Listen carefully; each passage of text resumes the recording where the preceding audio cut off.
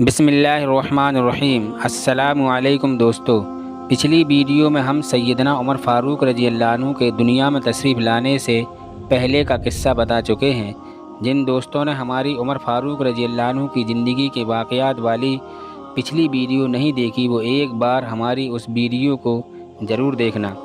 آج ہم اس ویڈیو میں عمر فاروق رضی اللہ عنہ کے بچپن سے لے کر اسلام قبول کرنے اور ہجرت تک کا واقعہ جانیں گے۔ حضرت عمر فاروق رضی اللہ عنہ کے والد خطاب عدی کے سردار تھے۔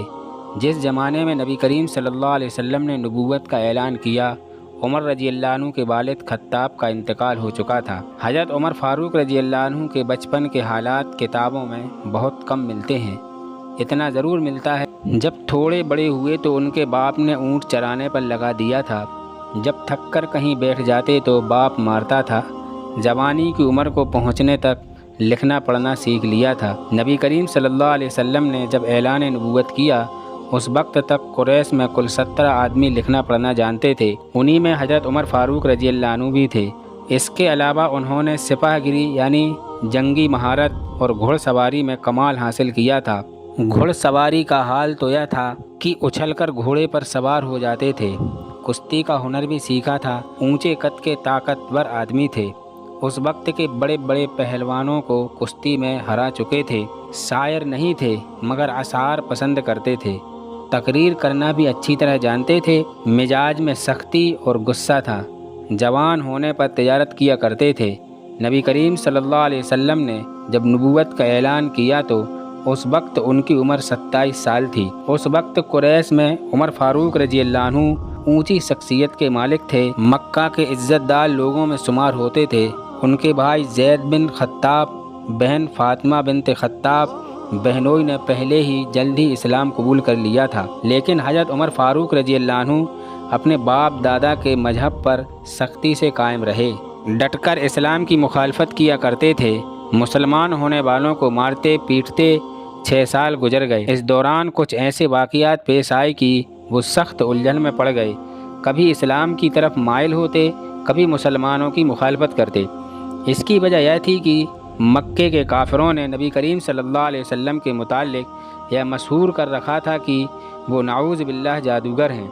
اس زمانے میں ایک بار نبی پاک صلی اللہ علیہ وسلم کو حرم پاک میں نماز پڑھتے دیکھا تو وہ آپ صلی اللہ علیہ وسلم کے پیچھے کھڑے ہو گئے۔ اس وقت نبی کریم صلی اللہ علیہ وسلم سورہ حاقہ کی بلند آواز سے تلاوت کر رہے تھے۔ اللہ کے کلام نے ان کے دل پر بہت اثر کیا۔ انہیں یقین ہو گیا کہ آپ صلی اللہ علیہ وسلم نہ تو جادوگر ہیں نہ شاعر ہیں۔ دل میں اسلام کے لیے نرمی پیدا ہونے لگی، لیکن باپ دادا کا مذہب چھوڑنے پر اب بھی تیار نہ ہوئے۔ اسی طرح اسلام کی مخالفت کرتے اور مسلمانوں کو مارتے پیٹتے رہے، مگر کسی ایک کو بھی اسلام سے نہ ہٹا سکے۔ ایک دن غصے میں اٹھے اور تلوار نکال کر کہنے لگے، آج تو محمد صلی اللہ علیہ وسلم کو قتل کر کے ہی آؤں گا، نعوذ باللہ۔ اسی ارادے سے جا رہے تھے کہ راستے میں بنو زہرہ کے، جن کا نام سعد بن ابی وقاص رضی اللہ عنہ ہے اور بعض نے اور صاحب لکھے ہیں، ملے۔ انہوں نے پوچھا، عمر کہاں جا رہے ہو؟ کہنے لگے، محمد صلی اللہ علیہ وسلم کو قتل کرنے، نعوذ باللہ۔ سعد نے کہا، بنو ہاشم، بنو زہرہ اور بنو عبد مناف سے کیسے مطمئن ہو گئے ہو؟ وہ تم کو بدلے میں قتل کر دیں گے۔ اس جواب پر بگڑ گئے اور کہنے لگے، لگتا ہے تو بھی بے دین یعنی مسلمان ہو گیا، لا پہلے تجھی کو نپٹا دوں، اور تلوار نکال کر کھینچ لی۔ سعد رضی اللہ عنہ نے بھی کہہ کر کہ ہاں میں مسلمان ہو گیا، تلوار سنبھال لی۔ دونوں طرف سے تلوار چلنے کو تھی کہ حضرت سعد رضی اللہ عنہ نے کہا کہ پہلے اپنے گھر کی خبر تو لے، تیرے بہن اور بہنوئی دونوں مسلمان ہو چکے ہیں۔ یہ سننا تھا کہ غصے سے بھر گئے اور سیدھے بہن کے گھر گئے۔ وہاں حضرت خباب رضی اللہ عنہ کباڑ بند کیے ہوئے دونوں میاں بیوی کو قرآن شریف پڑھا رہے تھے۔ حضرت عمر رضی اللہ عنہ نے کباڑ کھلوائے۔ ان کی آواز سے حضرت خباب رضی اللہ عنہ تو جلدی سے اندر چھپ گئے اور وہ صحیفہ بھی جلدی میں باہر ہی رہ گیا جس پر آیت قرآن لکھی ہوئی تھی۔ بہن نے کباڑ کھولے۔ حضرت عمر رضی اللہ عنہ کے ہاتھ میں کوئی چیز تھی جس کو بہن کے سر پر مارا، جس سے سر سے خون بہنے لگا، اور کہا کہ جان کی دشمن، تو بھی بددین ہو گئی۔ اس کے بعد گھر میں آئے اور پوچھا کہ کیا کر رہے تھے، یہ آواز کس کی تھی؟ بہنوئی نے کہا کہ بات چیت کر رہے تھے۔ کہنے لگے کیا تم نے اپنے دین کو چھوڑ کر دوسرا دین اختیار کر لیا؟ بہنوئی نے کہا کہ اگر دوسرا دین حق ہو تب یہ سننا تھا کہ ان کی داڑھی پکڑ کر کھینچی اور بے تحاشا ٹوٹ پڑے اور زمین پر گرا کر خوب مارا۔ بہن نے چھڑانے کی کوشش کی تو ان کے منہ پر زور سے ایک تماچا مارا، خون نکل آیا۔ وہ بھی آخر عمر ہی کی بہن تھی۔ کہنے لگی عمر ہم کو اس وجہ سے مارا جاتا ہے کہ ہم مسلمان ہو گئے۔ بے شک ہم مسلمان ہو گئے ہیں، جو تجھ سے ہو سکے تو کر لے۔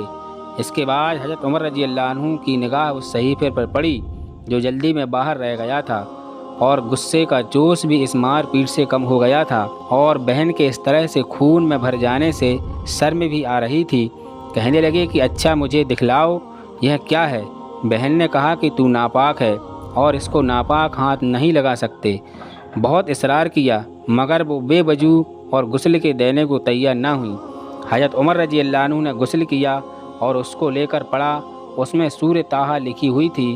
اس کو پڑھنا شروع کیا، اننی انا اللہ لا الہ الا انا فاعبدنی واقم الصلاۃ لذکری تک پڑھا تھا کہ حالت ہی بدل گئی۔ کہنے لگے کہ اچھا مجھے بھی محمد صلی اللہ علیہ وسلم کی خدمت میں لے چلو۔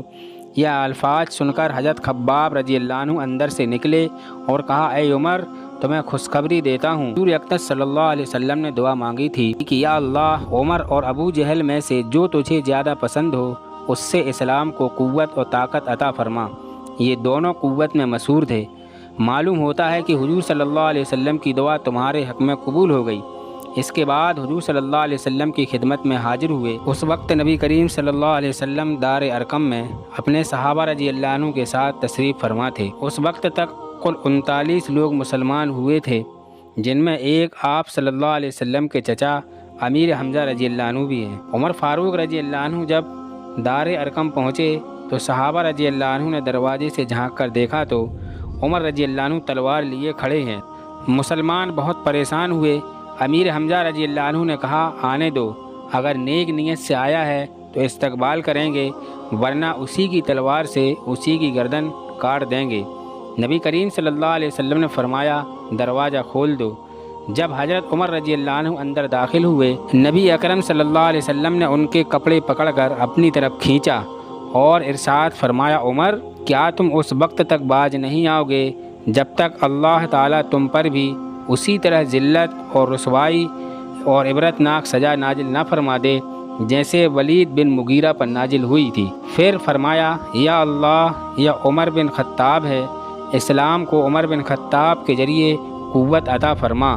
اور عمر فاروق رضی اللہ عنہ نے بے اختیار و آواز بلند کہا اشہد ان لا الہ الا اللہ و اشہد ان محمد رسول اللہ۔ یہ سن کر نبی اکرم صلی اللہ علیہ وسلم نے اللہ اکبر کا نعرہ لگایا اور سارے صحابہ نے بھی نعرے لگانے شروع کر دیے۔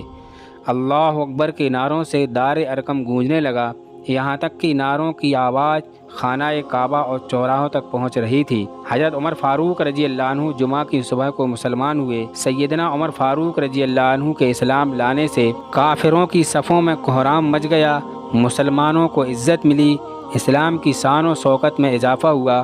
مسلمان ہونے کے بعد حضرت عمر فاروق رضی اللہ عنہ نے عرض کیا یا رسول اللہ صلی اللہ علیہ وسلم کیا ہم حق پر نہیں ہیں؟ نبی پاک صلی اللہ علیہ وسلم نے ارشاد فرمایا اس پاک ذات کی قسم جس کے قبضے میری جان ہے، بے شک تم سب حق پر ہو۔ حضرت عمر فاروق رضی اللہ عنہ نے عرض کیا یا رسول اللہ صلی اللہ علیہ وسلم جب ہم حق پر ہیں تو چھپ کر نماز کیوں پڑھیں؟ نبی اکرم صلی اللہ علیہ وسلم نے ارشاد فرمایا اے عمر تم ہماری حالت دیکھ رہے ہو اور ابھی ہماری تعداد بھی بہت کم ہے۔ یہ سن کر حضرت عمر فاروق رضی اللہ عنہ نے عرض کیا یا رسول اللہ صلی اللہ علیہ وسلم اب ہم چھپ کر نماز نہیں پڑھیں گے، علل اعلان خانہ کعبہ میں جا کر نماز پڑھیں گے۔ کون ہے جو ہمیں روک کر دکھائے؟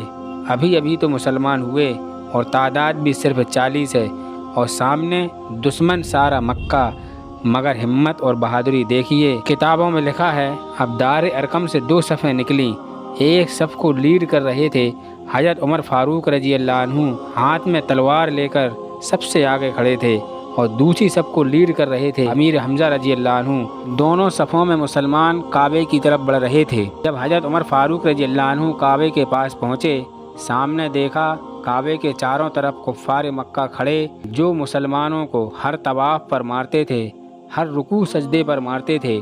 حضرت عمر فاروق رضی اللہ عنہ نے کہا، سنو، میں مسلمان ہو گیا ہوں، ہم طواف کرنے جا رہے ہیں۔ اگر کسی کو اپنی بیوی بیوہ کرانی ہو اور اپنے بچوں کو یتیم کروانا ہو تو میرے سامنے آئے۔ اسی دن اللہ کے رسول صلی اللہ علیہ وسلم نے سیدنا عمر فاروق رضی اللہ عنہ کو فاروق کا لقب دیا۔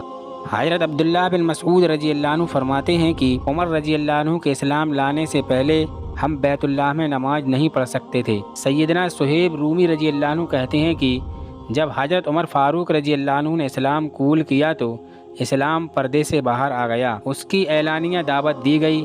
ہم بیت اللہ کے پاس حلقے لگا کر بیٹھنے لگے، بیت اللہ کا طواف کرتے، جو ہم پر سختی کرتا ہم اس سے انتقام لیتے اور اس کے بعد ظلموں کا جواب بھی دیتے۔ مسلمان اللہ کے نبی صلی اللہ علیہ وسلم کی اجازت سے مدینہ شریف کی ہجرت کر رہے تھے۔ یہ لوگ کافروں سے چھپ چھپا کر جا رہے تھے، حالات بھی ایسے ہی تھے اور حکمت کا تقاضا بھی یہی تھا۔ کون قریش کی مخالفت کرتا؟ مگر سیدنا عمر فاروق رضی اللہ عنہ کی شان ہی نرالی تھی۔ جب انہوں نے ہجرت کا ارادہ کیا تو بیت اللہ شریف تشریف لے گئے، اطمینان سے طواف کیا، مقام ابراہیم پر نماز پڑھی۔ قریش کے لوگ مسجد حرام میں حلقے بنائے بیٹھے تھے۔ حضرت عمر فاروق رضی اللہ عنہ نے ان کو مخاطب ہو کر چیلنج دیا کہ جو چاہتا ہے کہ اس کی ماں اس کے لیے روئے، اس کی بیوی بیوہ ہو، اس کے بچے یتیم ہو، وہ میرا پیچھا کرے اور مجھ سے اس وادی کے پیچھے ملے۔ اس طرح حضرت عمر فاروق رضی اللہ عنہ ہجرت کر کے مدینہ طیبہ تشریف لے گئے۔ اس کھلے چیلنج کے بعد قریش کے کسی مائی کے لال کی ہمت نہ ہوئی کہ سیدنا عمر فاروق رضی اللہ عنہ کا پیچھا کرتا۔ سیدنا عمر فاروق رضی اللہ عنہ کی ہجرت کے بعد مدینہ طیبہ کی زندگی کے واقعات کے بارے میں انشاءاللہ اگلے ویڈیو میں جانیں گے۔ جب تک آپ اپنا اور اپنوں کا خیال رکھیے۔ ویڈیو پسند آیا ہو تو لائک اور ایک کمنٹ ضرور کر دیں۔ اللہ حافظ۔